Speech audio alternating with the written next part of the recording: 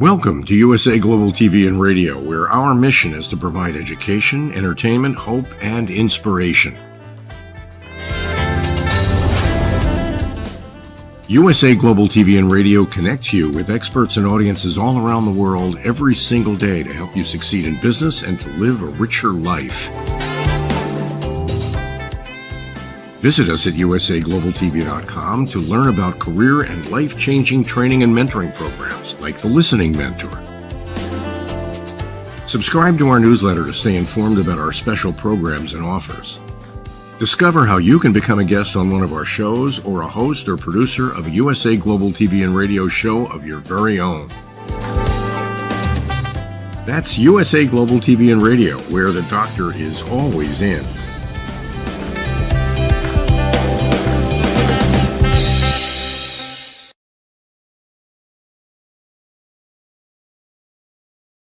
Hello, everyone. Good morning, good afternoon, good evening. Welcome home to USA Global TV and Radio. I'm Dr. JACALYN KERBECK, and our show today is Hot Topic. And we are welcoming back someone who we've had on another show. She has so much to share. Her name is Dr. Rana Mustafa, and she is quite the person. She's accomplished so much and endured so much alongside of all that she's accomplished. And today we're going to talk about how do you stay on point physically, mentally, emotionally when challenging things happen to you. And if you are in a challenging position and you're an entrepreneur, you're a business owner, how do you stay current? Maybe you're not just feeling well, things are just not going your way. Let's find out how she's done it and hear more about her story. Welcome to the show. Hello.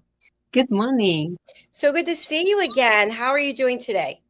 Great. Thank you. Fantastic. Well, for people that didn't get to see the other show that you did, it was absolutely fantastic. It was called Your Story, Your Grief, Your Journey with Doug Lawrence, and they can go over to our YouTube channel and see that. So, Dr. Rana, you are the founder and CEO of Grow Strong Coaching, and you're also a food scientist. And during the pandemic, you had some unbelievable things happen to you, even prior to that. Let's start off with, how did you get involved in starting your own business? Thank you.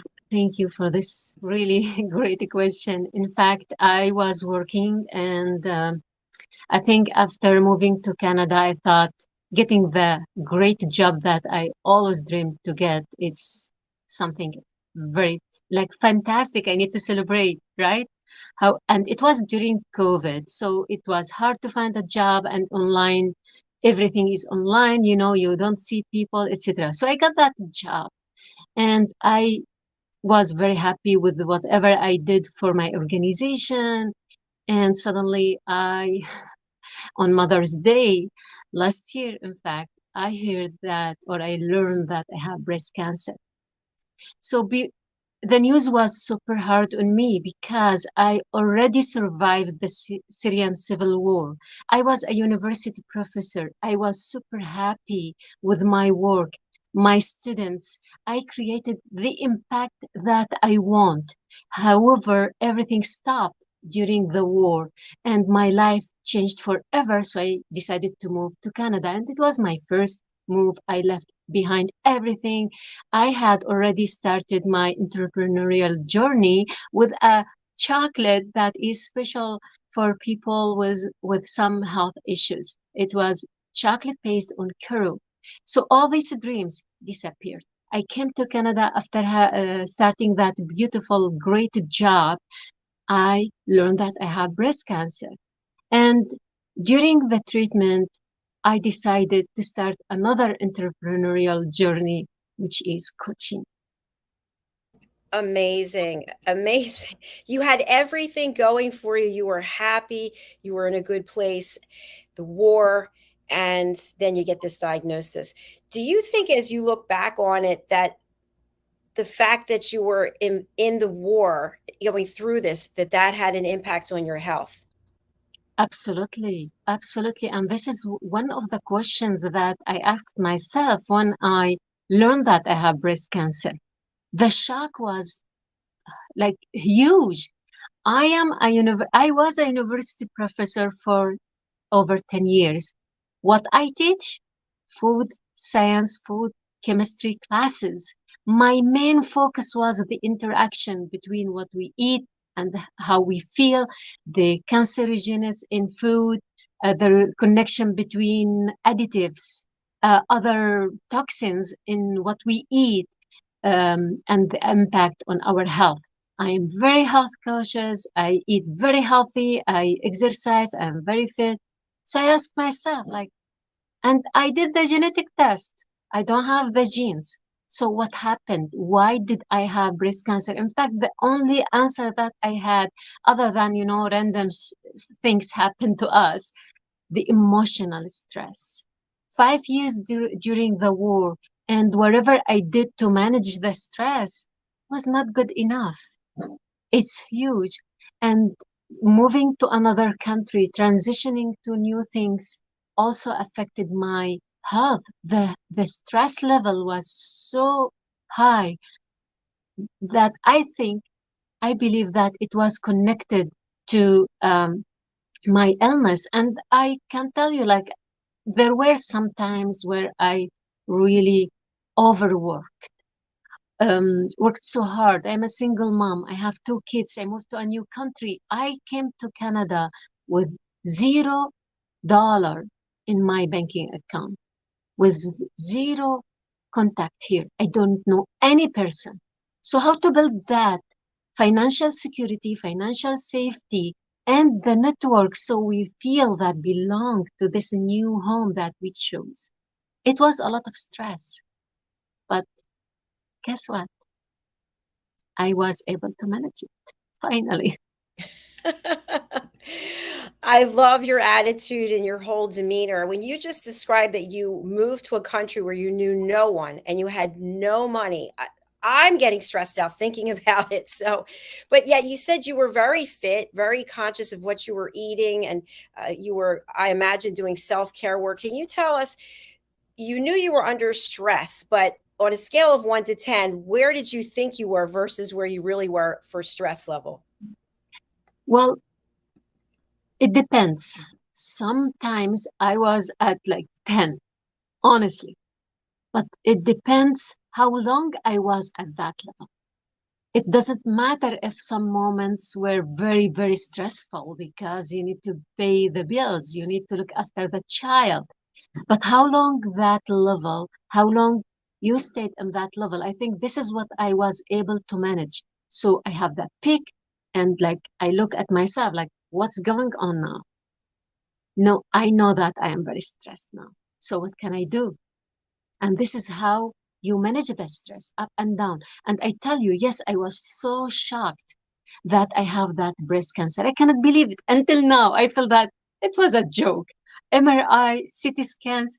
Are you kidding me? No, I don't have cancer. I'm kidding. So the thing that what happened and what helped me, my body responded to treatment in a wonderful way. After chemotherapy, cancer disappeared. I have that level of energy back. I have that attitude. I was able to manage the treatment, which was super hard on my body. But see, we all have different level of stress. But the only thing that we need to know is to recognize it and ask ourselves what can we do to manage it so that we don't stay longer. Because if we when we stay longer, this is where we will have issues. You And meant I might sound like it's contradictory, like why did I have the cancer if I managed the stress? I have no idea. But what I try to believe in, that my management to stress helped me to find a great job in Canada and move from Syria to Canada with a work permit, and then start my position as a visiting professor. It was a great job. After that I found my current job. I was able also to manage my treatment and start my business during treatment. So, I mean, we will always have those difficulties. It's the matter of can we manage it or not? excellent. Thank you for sharing that. You and I spoke outside of doing a show, and we talked a lot about judgment, about how people judge us. And I know that you had shared some comments, which if you're comfortable you may, but you were going through all of this and starting this second business. It sounds like you already had started one, and people were making offhanded comments to you. How did that feel, and how did you react? So, for example, one of the comments that I heard at the start of my treatment, but Rana, you went through so many difficulties. It will be one of them. Come on. Is it my destiny? I was asking myself, is it my destiny to survive the war and lose all what I had like gained through years from working or etc., lose my friends, some of my family members? Is it my destiny to live all of that? So it hurts me. It hurt me, but at the same time, I know that it comes from a place of heart, love. People love me and they want to support me, but what I discovered, in fact, that we are not ready to support people when they are in crisis. We are not ready to support each other when the situation is overwhelming. Like, I don't think how many people think of taking a mental health course if they don't have any issue. We don't. And what happened when someone is in distress or they have overwhelming situation, we try to support them, but the way that we support them is really sometimes not appropriate. Other like comments, oh, you look good today. I spend like when I go to see someone or I am going to do wherever, like I spend hours preparing myself mentally, emotionally, and week, etc. So what I want someone just to say, "How are you today?" and listen. Commenting on me, "Oh, you look so good. Are you going back to work?" Come on, no, I'm still like I'm dealing with things, but I don't want to share my everything with everyone, right? And this is why I think I started sharing my reality so people understand that there is behind the scene, there is fear, there is anxiety, there is sadness. I'm not that happy person all the time. So there are moments where I feel I am really under a high level of stress, but this is what I do. Like I try to find the appropriate support to manage that. I love what you just said. And, doctor, I was thinking of you this morning because you're earlier than we are here on Eastern Standard Time and Eastern Daytime, whatever it is. And I was getting ready and I thought about you getting ready. And I think it's, and I thought to myself, you are just such a pillar of strength. And yet, from speaking with you and having a real conversation of two women talking, it takes a lot to get that strength. It's not like you just wave a wand and there it comes. You have to work on it. You have to, I know for me, you got to get rid of all that negative self-talk and those offhanded comments that people make. And I'd love to have your input on this. I feel like people make comments because they want to be supportive, like you shared. They do care, but they're uncomfortable and they don't know what to say. So they say something, they just blurt something out because they don't know if they should really ask the important questions because maybe you won't want to answer. Maybe it'll be offensive. So I think there should be some kind of training or course that people can take to ask the questions. I feel people want to be heard. They want someone to really listen, not go, "Hey, how are you doing? Oh, hi, how's it going? Yeah, okay, I'll get back to you." No, right? It's when you ask how you're doing, you should be there to hear the answer. Well, you raised a great point. In fact, yes, absolutely, you are right. There are two part of the answer. In fact, the first one, how to build our resiliency when we are okay, how we step out of our comfort zone and test things and build this resiliency. So we don't need to live in fear, expecting something big to happen. But life has, this is reality. Life will throw at us many challenges. But if we build that resiliency, we would be more prepared to manage it. The answer to your question, how to support someone, or what kind of training, or what kind of things we can do in order to support each other. Of course, we have already wisdom. We have already wisdom in us. We need just to be intentional and think about it. But it's easy to say, harder to apply. So, in my opinion, listening skills is number one. So I invested in myself in so many listening courses, and the last one was yours. And the other thing is mental health courses. And the third is coaching. You can believe it. Coaching is a great tool to help us ask the right question from a curiosity place, from a learner mindset. We are not asking someone, how are you doing? To hear that, oh, I'm doing great. No, we are asking to see how really this person is doing. Without the answer, we don't need to answer, to just listen. So mental health courses, basic, like first aid, mental health courses. There are so many that I have done so far.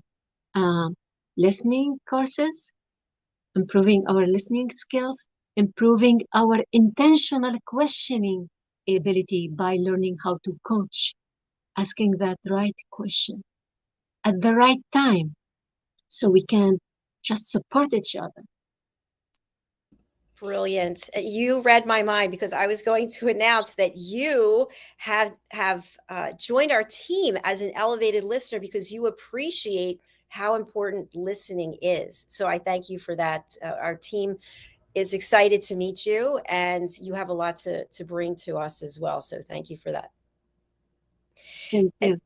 Doctor, I'd love to have you share a little bit about the fact that you're going through the treatment and you start this business. So I would think that you had to really channel the energy in order to be able to start the business, because businesses take a lot of work, right? I know I'm wearing 20 hats a day. So when you think about it, what were some of the challenges you faced in opening a business, and what can people learn from your experience? Well, as you mentioned, starting a business and wearing 10,000 hats, this is the main challenge. But in fact, because I am just thinking of it as something that I like, something that is helping me to concentrate my energy, my mental energy on what I like, on my whys, on my life purpose. This is why, for me, wherever I am, like whatever the challenges are, I'm okay to face them. So the reason why I started this business, there are two reasons. First of all, I just discovered due to cancer and the news that do I live, am I going to live more? How can I, like, what is the best way to live my life day by day as it's the first day in my life, with excitement, with happiness, with ability to manage challenges. So being able to share my story, help others, that drove me to handle all these, challenges that comes when you think about starting a new business. The other reason, as I mentioned, so when you have challenges and you cannot control them, okay? So can I control that I have cancer? Of course not. Can I control that I need to go to the hospital to have a treatment every 2 weeks or every week? I cannot control that. How can I control my mindset? Okay, be positive. I heard that a lot. Be positive, think positively, think of whatever. What I found is most important for people who are facing life challenges is go back deep and think about their hobbies, their purpose, what they like in life, things that they like in the past and they didn't get the time to think of it. So in my previous job, in my career as university professor, I did training, consulting, coaching, etc. So I thought this is the piece that I like. I want to be in contact with people, inspire them, motivate them, support them to achieve their goal faster. So I thought, you know what, this is the right time to do it. So instead of what I was doing at the start of my treatment, which is cancer research, searching what's cancer, what's the triple positive breast cancer, what are the other kind, how can we prevent recurrence, and it really made me so tired. So as a researcher, I do that all the time. But and then after 2 to 3 months, I asked myself, am I going to do that all the time? Like I am with cancer 24 hours. I cannot do that anymore. So what can I do differently? Well, this business. So I focused my energy on the starting the business, all things that I need to learn about the business. The main challenge is that I came from an academia background. I need to know who is the right person who can support me for marketing, for like business coaching. Who is the best business coach that I can hire to support me, or all these finding all these resources online. Like now, internet has everything. You can be overwhelmed by the resources online, and this is, I think, was the main challenge. And this is why I understand the importance of coaching and mentorship. Yes, on your own, you can find everything online, but it takes forever to do all these tasks, to be the marketer, to be the business developer, to be the coach, to be everything. So to manage those challenges, I decided to identify who are the people who will support me so I can go through every steps of my business and be able to launch my business on the right time. And you came up with the name Grow Strong. I picture, and I know in your background you have greenery and that's so positive and uplifting. I just feel lighter. Absolutely. So as a food scientist, I love plants. I love the fact that most of our food, maybe, or half of it, is from plants. And I love how nature gives us a lot of lessons in resiliency. Just observe the plants, how they grow, perennials. They die during winter. They cannot resist the cold weather, but the roots are still there. When it's the right moment, they come back. And this is what I wanted to do with my business, or take a lesson from plants and nature. Yes, we might have difficulties. Yes, you might lose your breast due to breast cancer. Hair, you lose other things in your life, and it's very hard. But the essence, the roots are still here. When it's the right time, it will grow back again with the right environment, the right soil, seeds. You, it will grow again to more beautiful flower or more beautiful plants that compared to what it was before. I love that. Thank you. I'm wondering, based on your experience as a professor and also surviving the war and breast cancer, what do you think is the most difficult thing to lose? If it's your health, your self-esteem, your reputation, your integrity, what would you say it is one of the worst things that people can lose, and can they come back from it?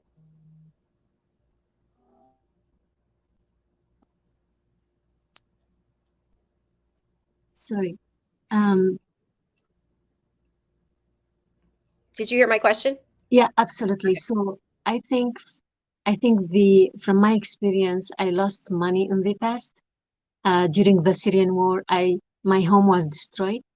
Everything was in there was destroyed. My career ended there as a university professor.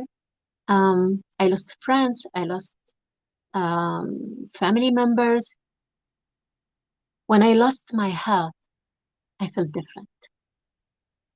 I think the most challenging thing is to have health issues, because health issues might cause like confidence issues, self or body image issues, and other things related.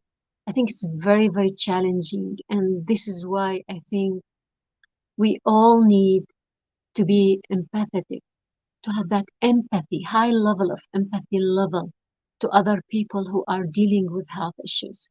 Money, you can get, you can gain money again. You lose your home, you can get it again. It's challenging, yes, of course, but you are still here. But if we have health challenges, to me, it's the most challenging thing that we can ever experience. And this is why, in fact, it's very important to appreciate that people who are dealing with health issues, they are grieving different kind of different level of grief, in fact.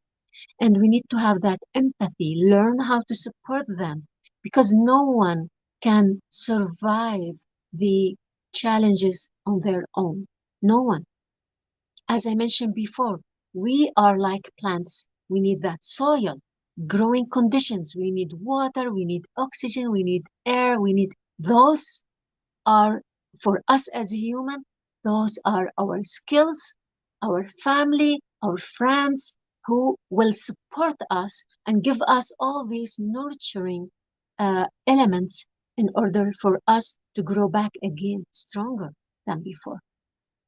I am channeling with everything that you're saying. I truly believe that health is the most important thing. I have health issues, as I told you, my last 33 years. It's always there with me, and it definitely ties to self-esteem as well. But yet, we are like the plant. We grow and we thrive and we keep moving forward, and that's what you're doing every single day. In your company, Grow Strong Coaching, who are the potential clients that you are looking for to give you a call to contact you and work with you? Um, for the moment, I'm focusing on sales professionals who are um, willing to transition from uh, wherever they are, like to a management role. They want to move up on their career, so I help them with that transition. I help them self-market themselves, build the skills that they need, and build the leadership skills that they need in order to be in management skills. I also help researchers to create impact, and as part of my job also, and what I love to do is to support specifically professional women going through breast cancer or breast cancer survivors. I help them with the same thing, but as a breast cancer survivor, I feel I can understand their problems more than anyone else, because dealing with breast cancer treatment and staying up to like sometimes more than a year outside of the workforce make us behind, in fact. So how to stay up to date without overwhelming ourselves. No, like not everyone will start a business, but how to stay updated in a way that allows us to go back to work without feeling that confidence is shaken because we were outside of the workforce. So three categories: science professionals on general that they want to advance in their career, researchers or scientists at the university, and professional women with breast cancer. And by the way, I should not forget that I have a free gift.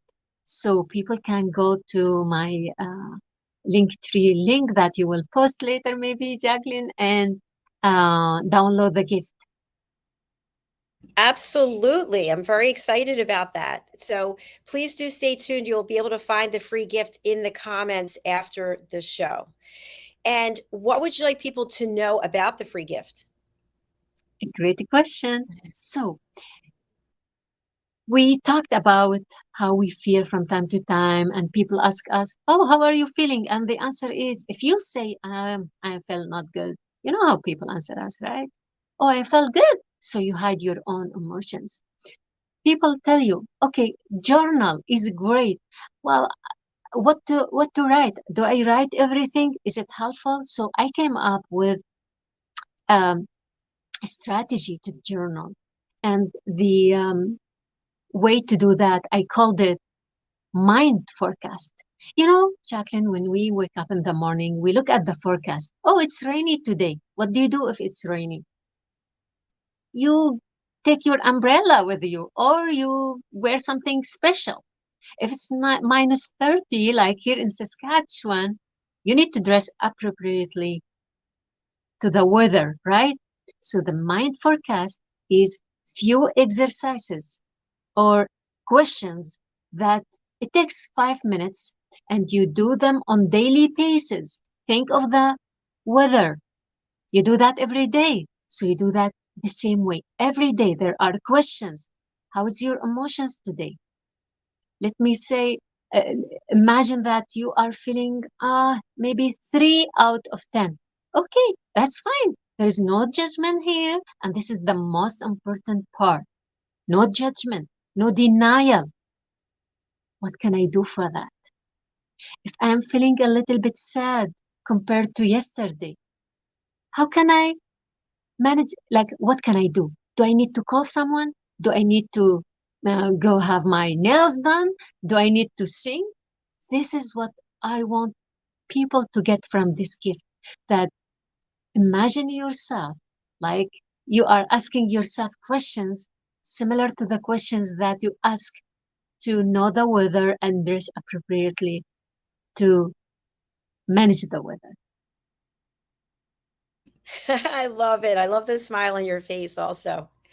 Thank you. So we will be posting that link so that people can take advantage of that. I want to turn back to something that you said in the beginning about the fact that you've always taken good care of yourself, and uh, you are really astute when it comes to what we can put into our body and then how that correlates to our energy level. Are there any things that you learned through your journey with cancer in reference to nutrition and food that you didn't know before? To be honest with you, no, because I knew that we need to eat healthy. So what healthy means to me as a food scientist, I care. It's not about what I eat. Like if I say bread, is it a problem? Some people say, don't eat a bread, white bread. My philosophy in what we eat is how much you eat, what do you add to this slice of a bread, where to store the food, what additives were added to that food. Are you making your own rice, or you are just going to the restaurant eating? Are you eating processed food? So all these things I used to teach for students in the past, and you raised a great point, because to me, I this is one of my future plans, is to write a guide on how food helped me to maintain my weight during treatment and now on hormonal treatment. Most women, when they finish treatment and they start the hormonal treatment, the hormonal treatment cause weight gain. And they do everything, and they, like, I heard it a lot, like, we couldn't manage it, we are gaining weight, what to do? I didn't gain any pound. I have my ideal weight.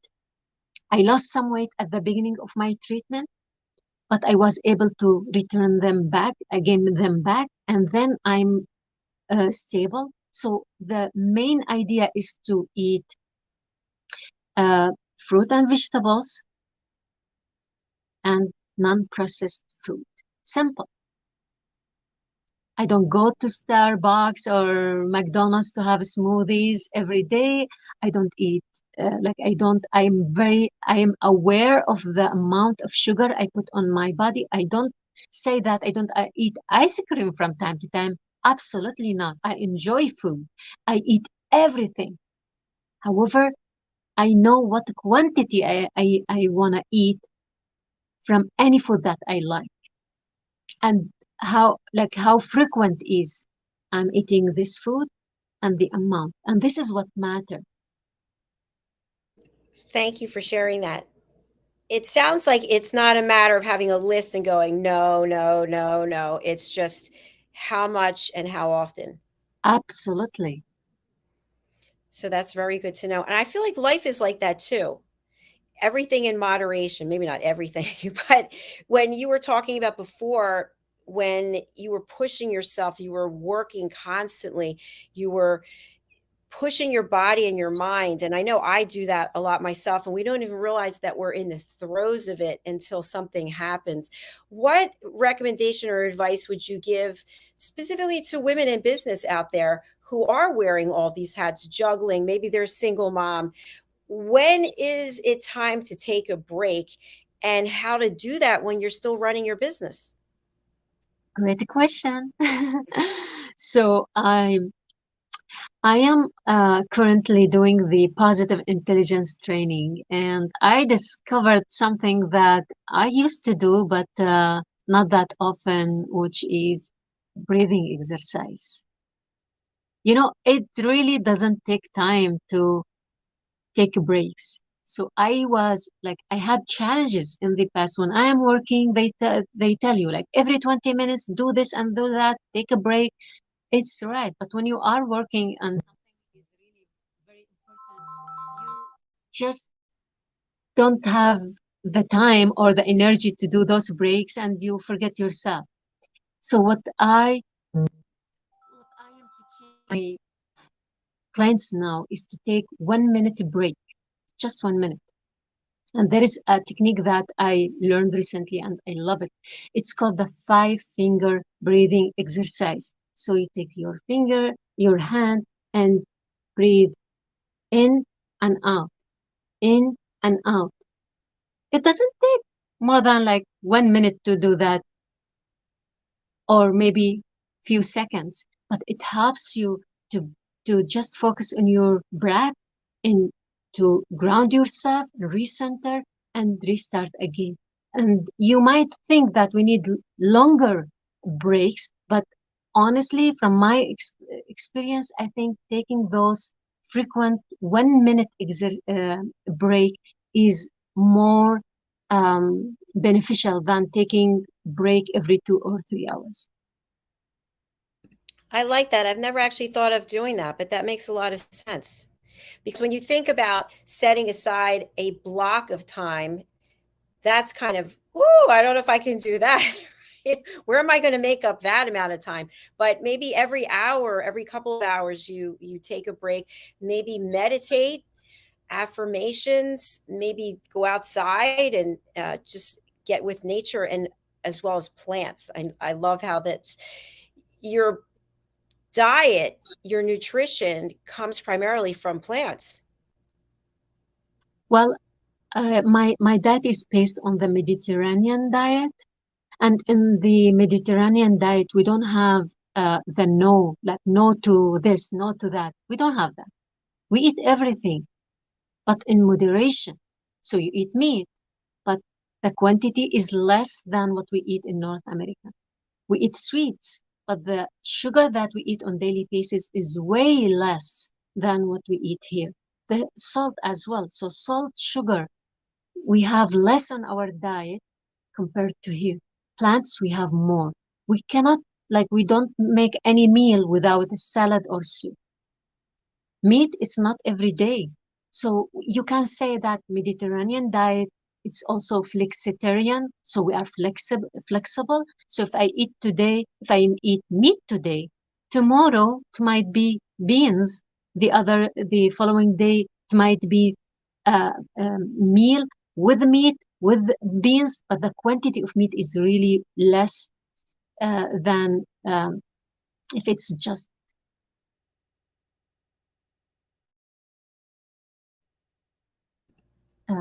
focusing on meat. And you mentioned about soup. So I know plenty of people, they'll have soup for lunch, but it's in a container, it's been manufactured, there's something in there. You're talking about homemade soup, right? Absolutely. So this is another secret I should tell you now about it. So as a professional woman, you don't have time to cook food and do stuff, right? So you go to order food or eat out, etc. So I use the instant pot in all my recipes, and it takes like maximum 5 minutes while the instant pot is making the food and I'm doing something else. Rice, 3 minutes, perfect rice. You know, as a food scientist, I care about consistency and quality. I don't need to cook the food now, today, and tomorrow I cook it in a different way. So what I do, I use instant pot. It's essential part in my kitchen. You make the soup, you put the for the whole week, different kind of soup if you'd like, and put them in jars and put them in the freezer, or you can freeze them. So you don't need to order soup from like processed food, soup, because I don't like food with additives. I don't appreciate the additives that are now added to our food.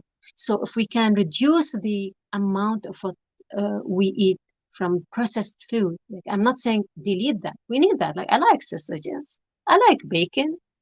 But I eat it, as we said before, not frequently and in small amounts. It's a matter of changing your mindset, isn't it? Absolutely.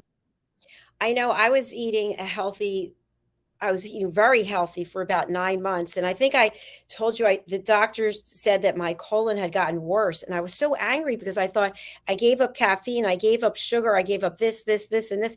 And it didn't do any good. So then I started eating it again. So now I'm weaning myself off. But I'd love to have your mindset when you got that news. You said it was Mother's Day and you did all the right things, and then you get the cancer diagnosis. Were you angry? Were you, why me? Absolutely. Like all of us, we get that. We are a human, right? The problem was when I asked myself, why me? Even now, when sometimes I repeat again, like when I see myself without my beautiful hair, which was exactly like what you see now, I look at that, I say, like, God, like, why me? And then right away, I hear the answer.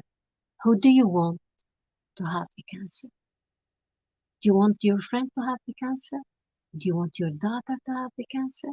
Who do you want to have the cancer? And right away I said, no, no, okay, okay. This question is not appropriate. What can I do? So we cannot avoid listening to that question, but that answer for me helped me to just shift back, recenter back. Okay, no, I don't want anyone else to have cancer. And this is why I am now a breast cancer advocate. That's amazing what you thought about. Well, if it's not me, who do I want to have it? You don't want anyone else to have it.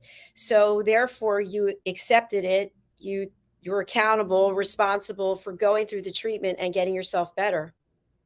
Absolutely, absolutely. And this is something that people who were in my friends, for example, when they for certain time, if at any time they see me like sad or I'm really like the treatment was very, very hard on me, they look at me and they said, Rana, we just look at you, you are inspiring us. So if you are weak, like one of my friends told me, like, you don't have the right to be weak. I said, what? She said, yeah, like I look at you, you are inspiring me. I feel every day, whenever it happens to me, I say, oh my God, like I need to manage it because look at Rana, how she is doing. And I felt that also um, like affected my mindset, made me feel that, yeah, this is my purpose to help others, to inspire them. And of course, I have people around me who are helping me. It's not like I'm doing that, I'm a superwoman. Of course not. No one is in that situation. But I think the secret that I discovered that we become really smart in choosing the right people around us who support us so we can make the journey. And you have been able to be part of another group of women and you're empowering each other. Can you tell us more about this? Absolutely. So um, at the beginning of my treatment, I felt that I need to connect to other people like me. So they inspire me. When I see other women who have been surviving cancer for over like 15 years, I just feel that I can make it like them. So I will survive, right? So I am part of different local organizations supporting in different ways. On one of the organizations, I am volunteering with them as a media coordinator is Boosting with Energy Dragon Boat. And it's a dragon boat um, that all the paddlers are breast cancer survivors. And the idea started in Vancouver, Canada, years ago with a study at the university. A university professor discovered that physical exercise, and especially paddling, helps women after breast cancer, um, and it reduces the risk of lymphedema because often when we have mastectomy, they also remove lymph nodes and the breast cancer spread to the lymph nodes very fast. So what happened that we lose this mobility with the hands, and he discovered that this kind of exercise help women to reduce the lymphedema risk and increase the survivor rate. So that movement started in Vancouver and now it's in all over the world. So we meet in that with that team, Boosting with Energy Dragon Boat. We paddle in winter in Saskatchewan on in the pool, on the edge of the pool. You know why? Because we are resilient women. Nothing stops us from doing what we need to do in order to maintain and look after our health. So we paddle, and when the weather is great, for example, tomorrow, it will be our first time this summer to go to the river to paddle, and we have festivals. We go and we race with other group of breast cancer survivors. We support each other, and I can tell you how that team is very supportive, and it was part of my healing process. Everything that you're sharing is so powerful and just so inspiring. I really am just so humbled that you are here today sharing your story and giving us all things to be grateful for and ways to help each other, especially as women. The community of women, especially women in business, continues to grow. We have our challenges. And I just thank you and honor you for sharing your story and for your strength and your courage. I would like to thank you to give me the opportunity to share these stories, and I am hoping that those stories would be the survivor guide for other people. Absolutely. If you could tell us once again about your special gift, and then we'll get that out to people So as soon as it's possible. yeah, it's a way to journal. It's called Mind Forecast. A few questions you ask on daily basis, and it helps you to journal and manage your daily mental health. And it's so powerful. You just need to try it and let me know if it works or not. Fantastic. Thank you so much, Doctor. And we'll look forward to posting that link for your link tree and also for the special offer. And if people want to reach out to you, they can also contact you on LinkedIn. Is there any other way? On the link tree, you will find my email, drranamustafa@gmail.com, or on LinkedIn. I'm also on Instagram, Grow Strong Coaching. Anyway, they would like to contact me. I'm more than happy to uh, answer any request. Thank you again. I'll look forward to getting that link from you so that I can post it. And we'll look forward to seeing you on a future show. And congratulations for joining our team. Yay. We'll be posting that all over social media later today. Thank you so much. Thanks. Bye for now. Bye. And thanks to each and every one of you who are watching or listening. Please spread the word about USA Global TV and Radio. We'd love to hear your story, whatever your hot topic is. We're here for you. Please do reach out to Dr. Rana. She is a wealth of information. She's a beautiful soul, a beautiful person, and she is here for you. You just have to make that step. That's one thing I really want people to take away from this. Whatever life throws at you, whether it's a small little bump in the road or it's a major obstacle where your entire life is turned over, you are not alone. You have the power to reach out to other people. And when you reach out, I know from my own experience with ulcerative colitis, with eczema, with psoriasis, I felt like it was just me. And I realized there's a whole world of people out there who have the same thing and they're okay. They found a way through, just like the good doctor was talking about with her breast cancer diagnosis. And she picked herself up, she pulled herself together, and she's out there creating and helping others.